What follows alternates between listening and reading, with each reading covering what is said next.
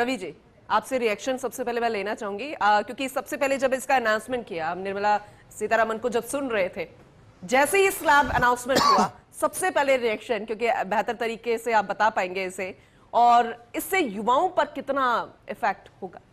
देखिए, एक बहुत अच्छा कदम सरकार ने लिया है। जीएसटी काउंसिल ने रिकमेंडेशन दी है। आज भारतीय अर्थव्यवस्था इंटरनेशनल डिस्प्यूट से जूझ रही है। यूएस और इंडिया के बीच में डिस्प्यूट चल रहे हैं, ट्रेड डील हो नहीं पा रही है। तो इंडियन एक्सपोर्टर्स, इंडियन बिजनेसमैन के सामने प्रॉब्लम ये है कि उनकी जो कंजम्पशन की कैपेसिटी थी और जो उनका सप्लाई चेन थी, वो बहुत बुरी तरीके से हिट हो चुकी है।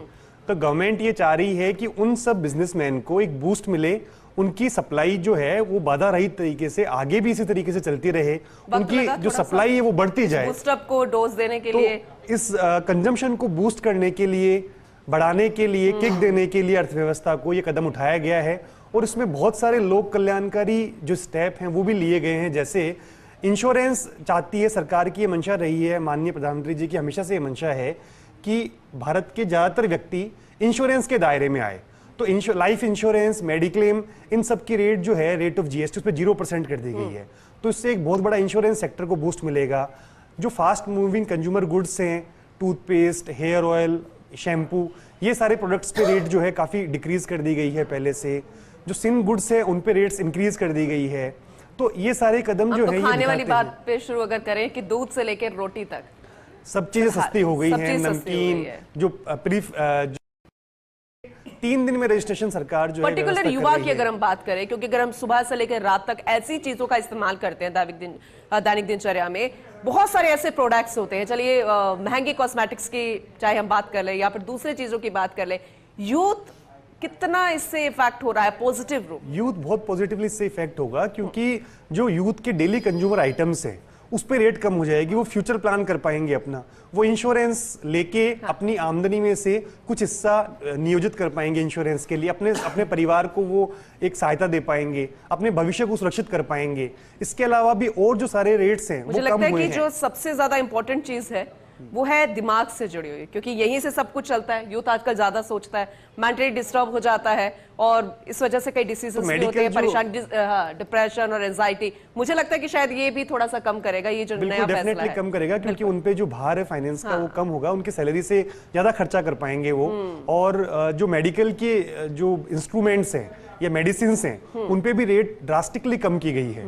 तो ओवरऑल ये यूथ के लिए और every citizen of the India जो है वो इससे इंपैक्ट होगा फेवरेबल तरीके से, और बिजनेसमैन को बहुत बड़ा बूस्ट मिलेगा। अल्टीमेटली कंज्यूमर को भी सस्ती चीजें मिलेंगी।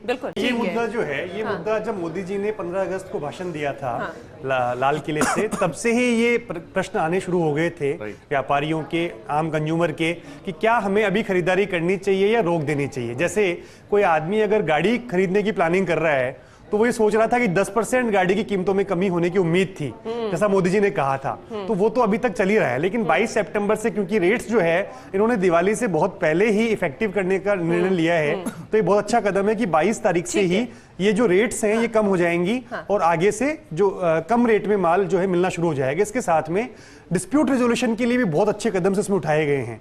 जैसे जो इंटरमीडिएटरी थे, आप ये बोल भी रहे थे कि इस पर भी आप शायद अपनी बात रखेंगे। जी, इसमें एक्सपोर्ट के केस में कई सारी कानूनी विसंगतियां थी, तो उस विसंगति को दूर करने के लिए भी जीएसटी काउंसिल ने रिकमेंडेशन दी है।